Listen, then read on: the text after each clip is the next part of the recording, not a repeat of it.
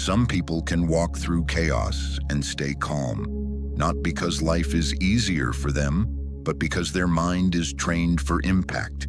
While others spiral from a single word, they stand like stone in the storm.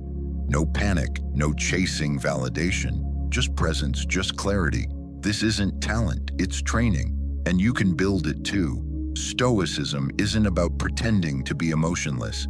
It's about mastering the space between reaction and response. That gap, that pause, is where power lives. In this video, you'll learn 7 core principles to train your mind out of emotional autopilot. From silent discipline to detachment, from stillness to inner command. These aren't theories, they're weapons. They're how you go from fragile to unshakable. Welcome to Stoic Philosophy Daily, where your story matters. Or share your experience or your biggest struggle below. Every comment you leave is a gift. Here, your voice matters. We read with care, answer with heart, and treat your journey as part of our own. This is more than a channel. It's a circle of strength. So if you're done being thrown off course by every mood, message, or misunderstanding, drop this in the comments. I choose command over reaction. 1. Train the gate between feeling and action. Being unbothered is not a personality trait. It is a trained response. No one is born immune to insult, rejection, or disrespect. The difference is this: some people feel and react, others think and choose. The real problem is not emotion. It is the distance we allow emotion to travel inside us. A comment lands and suddenly it becomes a story.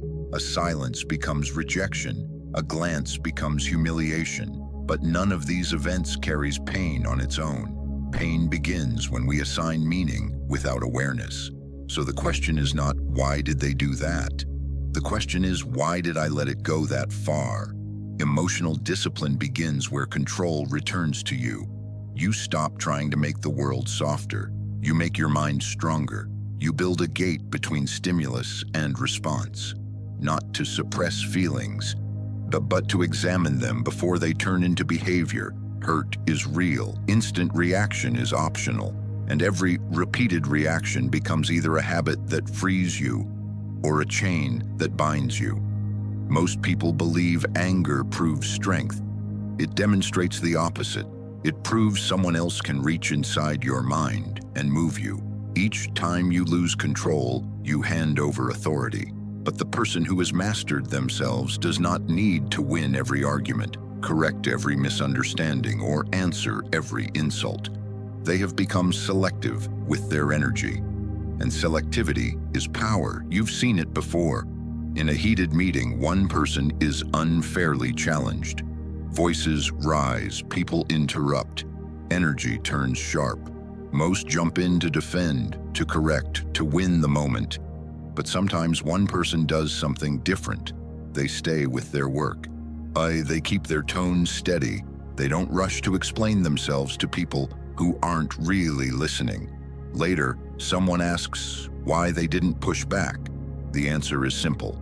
Not every battle changes the outcome, and not every misunderstanding deserves your energy. That's when it clicks. Calm isn't retreat, it's elevation. It's choosing effectiveness over ego, direction over drama. So try this. This week, don't start with meditation or pretending you don't care. Start with observation. Notice what throws you off balance, who has the power to shrink you emotionally, and ask yourself, when did I give them that authority? Each time you pause before reacting, you take a piece of that power back. Emotional discipline is not silence in the face of injustice. Stoics do not tolerate wrong. They refuse to let blind emotion replace reason. They act from principle, not wounded pride. This is the hardest training of all. To remain in command of yourself while the world pulls at your emotions. But when you do, you become a still point in a spinning world. People will feel your steadiness before you speak, and that is where true strength begins. At Stoic Daily, we believe the pause is where power is reclaimed. Comment below, what situation triggers you the fastest, and what would change if you paused before reacting? 2. When you stop reacting, you start leading. Silence isn't what happens when you have nothing to say. It's what happens when you have nothing left to prove. It's not passive, it's precise. A quiet refusal to hand over your emotional world to external noise. And ironically, it's in your silence that others get the loudest. Why? Because without your reaction to feed off, their control begins to starve. There's power in the space between stimulus and response. Most people have never trained in that space. Their emotions are like an open mic. Any noise from outside gets amplified inside. But silence is the volume knob. It turns down the outside so you can hear yourself think. And when you stop rushing to defend yourself, explain yourself, or correct every false perception, you begin to see what silence reveals. Some people don't want a resolution. They want your reaction. They want to pull you into the same chaos that governs them. But when you don't take the bait, the mask drops. You see what's real. Not everyone wants peace. Some want control. Marcus Aurelius once said, "You have power over your mind, not outside events. Realize this, and you will find strength." That's the score of this rule. Silence is not retreat. It's Sunday. It's the psychological equivalent of stepping back while holding eye contact, not fleeing but declaring, "I see what this is. I'm stepping in. Try this. One day this week, choose not to respond to drama. Let the passive-aggressive comment go unanswered. Let the bait pass, not because but because you're bored. Picture a tree in storm winds. Its branches may sway, but its roots don't with the storm. But pay attention to how people shift when you stop giving them emotional fuel. You'll notice who respects your stillness and who only likes you reactive. Why is this so hard? Because most of us were trained to react from childhood. Validation, approval, the need to be understood. We're right that silence means we're wrong, but the opposite is true. Silence is how you stop bleeding energy into things that don't do you any good. Silence in a loud world goes unnoticed. It's the absence of strength. It's a matter of mastery. You're ignoring life. You're eating above noise. And from that place, your voice, when used, actually matters.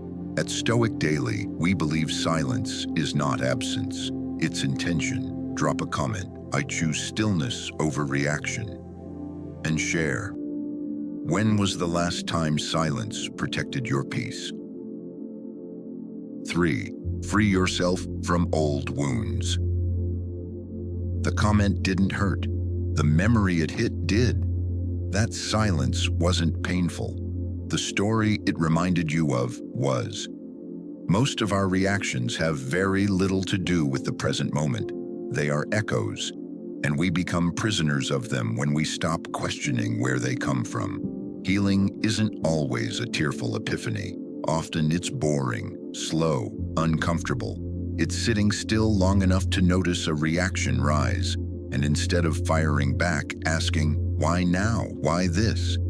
Like a scientist watching a chemical bubble without touching it, just tracing the reaction to its source. Because until you do, you'll keep reacting to the boss, the partner, the friend. When in reality, you're still reacting to the father who ignored you, the teacher who shamed you, or the moment you decided your voice didn't matter. Carl Jung called this the shadow, the unexamined parts of us that act in silence until we shine a light on them. Marcus Aurelius didn't suppress emotion. He studied it, wrote it, clarified it, and through that, transcended it. As he said, what stands in the way becomes the way. Your triggers aren't enemies. They're invitations to understand what's unhealed and to no longer let it govern your every move. Try this. Next time anger rises or panic floods in, Don't label it, sit with it, trace it, ask, does this belong to now, or is this my past demanding to be seen? And keep asking. Day by day, those emotional storms lose power. Not because life gets easier, but because you are no longer as easy to provoke. That is freedom, not numbness, not suppression, but choice. You don't have to defend every wound, react to every jab, or lose sleep over every tone. You've felt enough. Now you get to think with clarity, and that's what healing does. It rewrites the script. It reclaims your agency. At Stoic Daily, we believe you are not here to live inside old pain. You're here to transform it. Comment below. What reaction do you keep repeating, and what memory might be behind it? 4. Guard your energy like a fortress. You don't need conflict to feel exhausted. Just carry 3 unsaid frustrations, 2 people's silent judgments, and 1 message you keep rewriting in your head. You'll collapse before you even act. The Stoics knew this. The deepest exhaustion isn't physical, it's spiritual leakage. And most of it comes from fighting invisible battles that don't belong to you. Your energy is your most limited currency, yet we trade it carelessly for arguments that lead nowhere, validation that never satisfies, and clarity from people who don't even listen. You wouldn't let strangers spend your money, so why let them pay your focus? Seneca warned, "He who is everywhere is nowhere." Spread your mind thin, and you vanish from your own life. Imagine starting the day with a fixed amount of mental fuel. Every thought, scroll, argument, or overanalysis is a withdrawal. Most people reach noon running on fumes, not because life is overwhelming, but because they've made no boundaries for their attention. Stillness isn't about withdrawal, it's an energy discipline. Try this. For the next 3 days, every time something irritates you, a text, a tone, a glance, don't react, don't fix, don't explain, just note it down. At the end of each day, review that list. Ask yourself, was this really mine to carry? You'll begin to see the same patterns, the same faces, the same feelings, the same unnecessary weight. That's not a coincidence, that's a leak. Now choose one of them, just one, and practice the art of non-response. Let the comment pass. Let the silence sit. Don't give it your fire. At first, your mind will panic. It'll scream, do something. That's withdrawal. That's your nervous system detoxing from over-engagement. Breathe through it. Observe it. By day 3, you'll start to feel something different. Not numbness, not disconnection, but calm. A quiet confidence that says, not everything deserves me. That's the beginning of sovereignty. It's not cold to be selective, it's wise. Epictetus said, some things are up to us and some are not. So the next time you feel pulled to respond, to explain, to fix what isn't yours, pause and ask, whose burden is this really? And what will it cost me to carry it? At Stoic Daily, we believe that the first step to peace isn't meditation, it's subtraction. Comment below. What's one thing you'll stop giving your energy to this week? 5. Strength without explanation.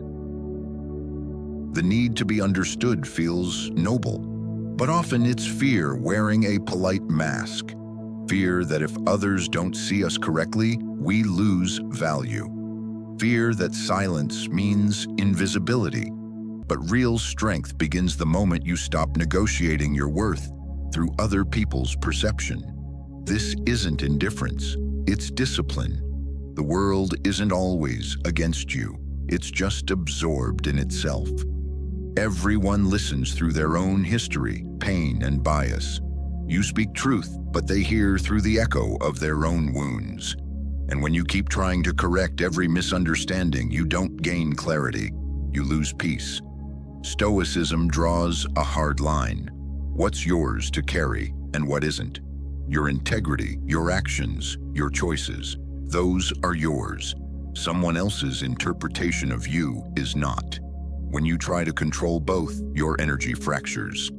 and fractured energy builds a fractured life. Imagine living like a defendant in a courtroom, constantly defending your character. Exhausting, isn't it? Now imagine living like an artisan instead. Less explaining, more building, less persuading, more becoming. Over time, your actions speak in a language arguments never could. There comes a point in many people's lives where doing the right thing doesn't earn applause. It invites resistance. You bring integrity into a room expecting mutual respect, but you meet silence instead. Dismissal. Labels like too sensitive, too rigid, or too intense. In those moments, some double down, trying harder to explain, to prove, to justify. But the wise ones don't.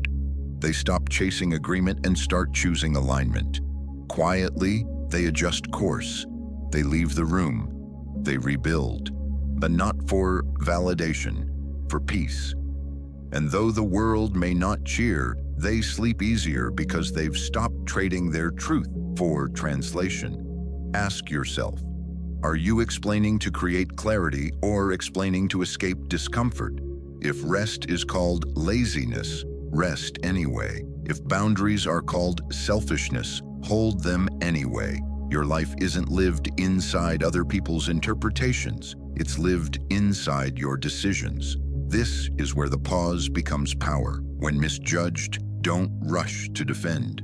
Create space. Ask, will this explanation change reality, or is my ego asking to be rescued? If it's ego, stay still. Let action speak later. If an explanation of the principle is necessary, state it calmly once and then state the outcome. People may continue misunderstanding you. Let them. The world keeps moving. And your life cannot be postponed until everyone finally agrees with you. Peace doesn't come from being seen correctly. It comes from living correctly. At Stoic Daily, we believe your worth is built in action, not agreement. Comment below. Where in your life are you over-explaining just to feel safe? 6. Feeling doesn't mean you must react. We can cross oceans, build skyscrapers, and connect to anyone on Earth in seconds. Yet a single careless word can hijack our entire nervous system. Why? Because we were never taught the difference between feeling something and obeying it. Emotion is a signal, not a command. A flare in the sky, not the direction of the road. Anger rises, hurt stings, embarrassment burns, but none of them are instructions. They are information, and strength begins the moment you treat them as messengers, not masters. Notice how selective we already are. A stranger insults us and we explode. A superior does the same and we restrain ourselves. That proves something uncomfortable but liberating. We can control our reactions. We don't know when the ego feels threatened. So the real training is this: seeing restraint not as suppression but as sovereignty. Picture emotion like a knock on your door. Most people fling it open, invite it in, give it a chair, a voice, and control of the house. But you have another option. You can acknowledge the knock without handing over the keys. There was a moment in a tense professional setting where someone was publicly criticized. The body reacted first. Heat, tight chest, the urge to retaliate. But instead of firing back, they paused, breathed, met the other person's eyes and said calmly, "Let's discuss this properly after." No humiliation, no attack, just containment. Some observers saw weakness, but internally, something had shifted. They had defended their position without betraying their principles. That's not passivity, that's mastery. Ask yourself, does my reaction serve the person I claim to be? Or is it the reflex of an untrained mind protecting wounded pride? Anger feels powerful, but it makes you predictable. And what is predictable is easy to control. Try this. The next time irritation rises, don't argue with it and don't act on it. Just label it silently. Anger is here, hurt is here, fear is here like nothing weather. Then breathe once and delay your response by even a few seconds. That gap is where choice returns. Do this often enough and you'll notice something profound. Emotions still come, but they no longer drag you with them. People mistake reaction for honesty, but honesty without discipline is emotional slavery. Real strength is not loud.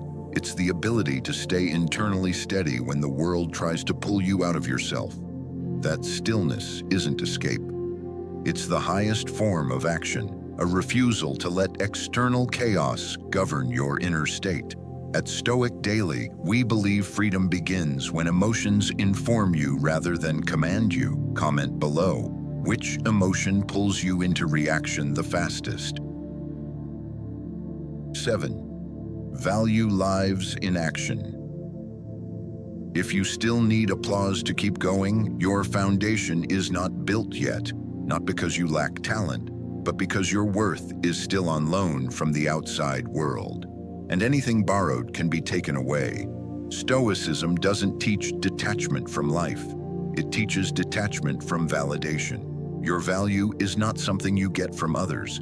It is something your actions quietly carve into reality. When excuses fade, when comfort is stripped, when no one is watching, what you choose to do in those moments is your character. We live in an era of noise, declarations, opinions, performative passion. But words without action are smoke. They look thick, they vanish fast. Action is different. It leaves a mark even if no one sees it today. There are people building things no one notices, writing, learning, training, healing, improving. Without audience, without praise, it can feel invisible. But here's the shift. When your work is aligned with your values, the outcome stops being the reason. The act itself becomes enough. You are no longer performing for approval. You are practicing alignment. Ask yourself, what promise have I made to myself that no one else knows about? Am I keeping it when motivation fades? Would I still do this if no one ever clapped? Because that's where unshakable confidence is born, not in recognition, but in consistency. Try this. Do one meaningful action this week that no one knows about. Finish it. Don't share it. Don't hint at it. Just let it exist. You'll feel something unusual, a quiet strength that doesn't depend on reaction. That is internal authority forming. When you put your values into action, something powerful happens. Criticism loses weight. Silence from others stops feeling like rejection. Success becomes a byproduct, not the goal. You stop asking, do they see me? And start asking, am I living true? And that question steadies you more than any praise ever could. At Stoic Daily, we believe self-worth is built in private discipline, not public approval. Comment below. What is one action you know you should take, even if no one ever acknowledges it? Forge your strength. Walk your own path. The world will not become gentler just because you wish it would, but you can become steadier, stronger in a quiet way, not hardened like stone, but tempered like steel, able to face heat without losing shape, able to bend without breaking. What you've learned here isn't theory, it's training, emotional discipline, silence with intention, healing old wounds, guarding your energy, letting go of the need to be understood, choosing response over reaction, and placing your worth in action. These are not ideas to admire, they are practices to live. If something in this journey made you pause, notice that. That pause is where change begins. Don't scroll past it, anchor it. Let this be the moment you decide. You will no longer hand your peace over to every passing comment, mood, or misunderstanding. The path of inner strength isn't walked to impress anyone. It's walked so you can look at yourself at night and know you lived with alignment, choosing clarity over chaos, principle over impulse. That is a victory no one can take from you. At Stoic Philosophy Daily, we believe true strength is built quietly, choice by choice, day by day. Suppose this message met you at the right time, like this video, as a promise to yourself. and subscribe to keep training the mind that carries you through every storm. If you're seeking more, discover the full path on my channel.